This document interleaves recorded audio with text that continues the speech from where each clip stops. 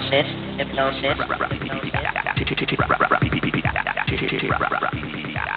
Hi, my name is Colin Taylor, and I'm doing this week's mix for Hypnosis.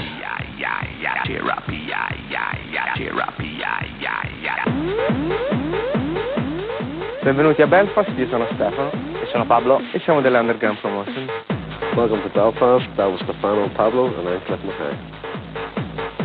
Underground began about 2 years ago when a lot of the illegal raves were getting clamped down. So Underground decided to go illegal. I would say that the Belfast scene is not as professional as the Italian scene, but much better. It may be quiet on the surface, but underneath it all, people want. The Irish are well known for wanting to party and enjoy themselves. We're in Belfast here, and we're to the Ulster Hall. Waiting to get into Hellraiser on tour 5, and we're going to go bonkers right through to 5 o'clock.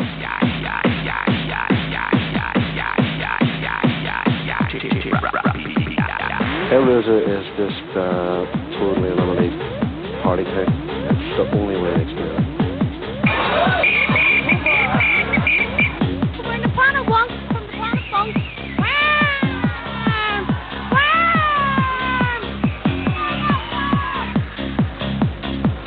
It's entertainment. That's the most important thing. Hi, I'm one of the dancers at the Erotic. Good band from Northern Ireland. There are 2 dancers down here with the band. Best techno band going over here. Check it.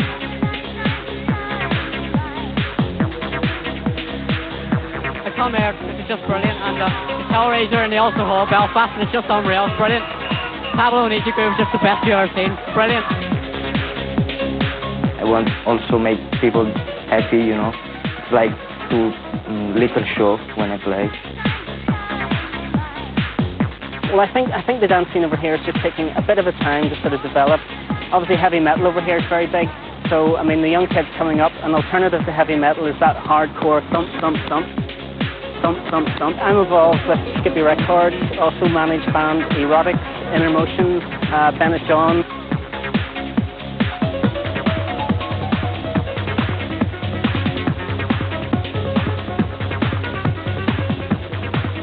I'm Hidden Identity, I'm a hip-hop rapper, and I'm a rave artist.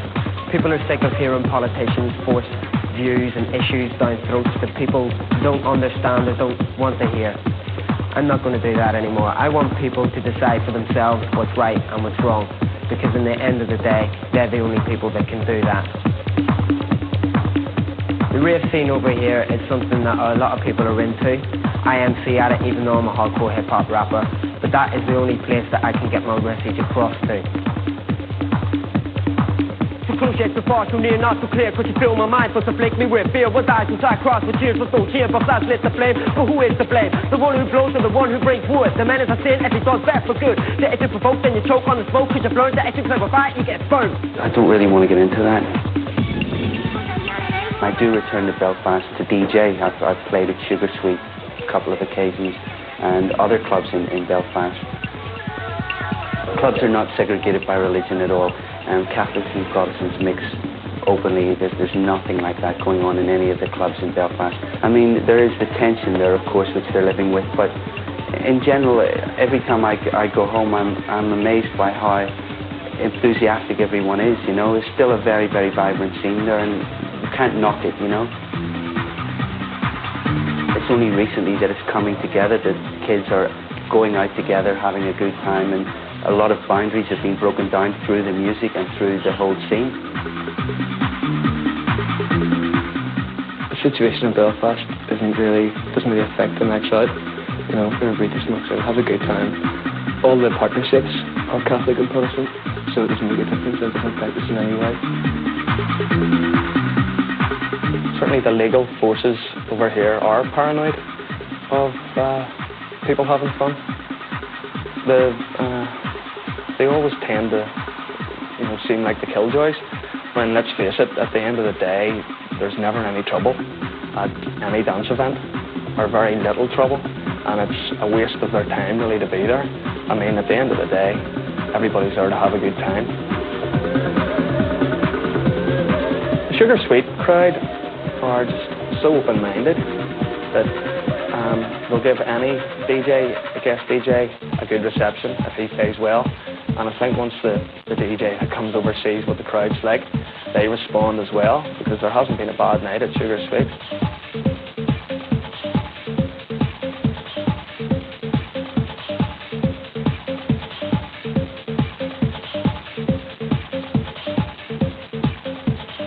Basically what Sugar Sweet's all about, we've just been sort of moving on and just doing different things, just keeping it fresh. The crowd are just basically going apeshit, you know, they just love it, really.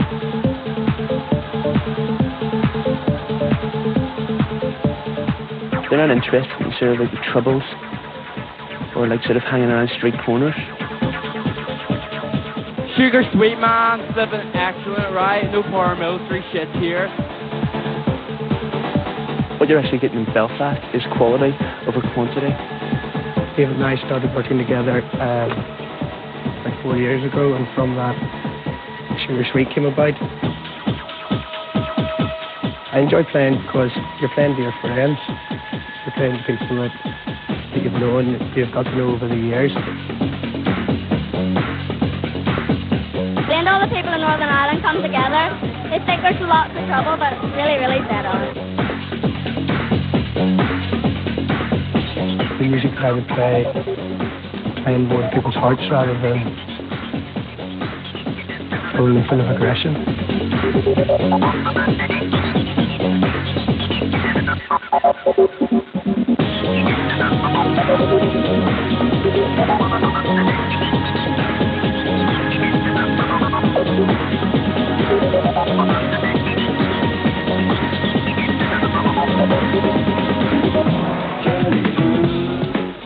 Hi, I'm Kwame.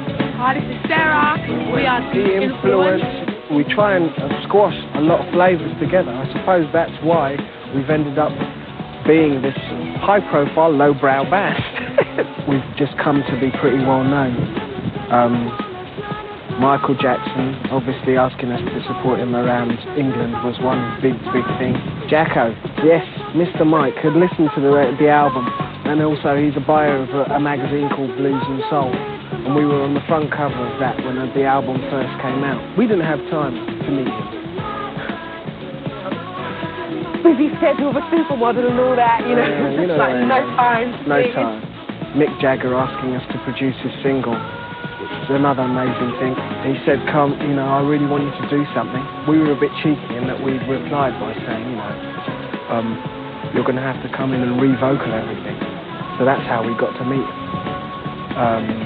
He came in and did his vocals, and then we had, you know, a long chat and a good laugh in the studio. It used to be kind of frustrating when you see people doing well and your sales are not as big as your reputation and stuff.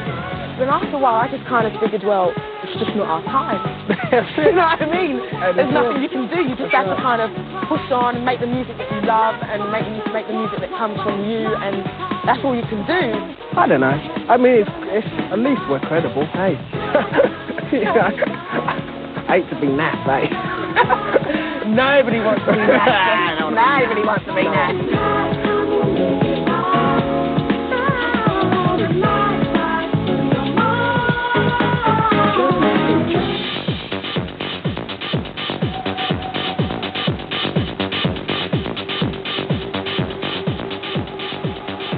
On the Dansky, I think. Well, I had a band last year called Jet Slags. We did one record, but we didn't make much of an effort to put it out or anything. And just been kind of looking after my kid. She's 2, her name's Bluebell. And she's just been travelling around the world with me this year. Wouldn't mind getting her home. If I do get somewhere I don't have to move in or I need to get to bed, I'll just stay at friends until they get pissed off and then go and stay with other friends. My friend's a man called Adam. They set up a label and they licensed this soul track, Diane Mathis, and I did a mix of that for them in return for them looking after my dog. The dog's a bit pissed off with me for just leaving her, but I haven't really got any choice.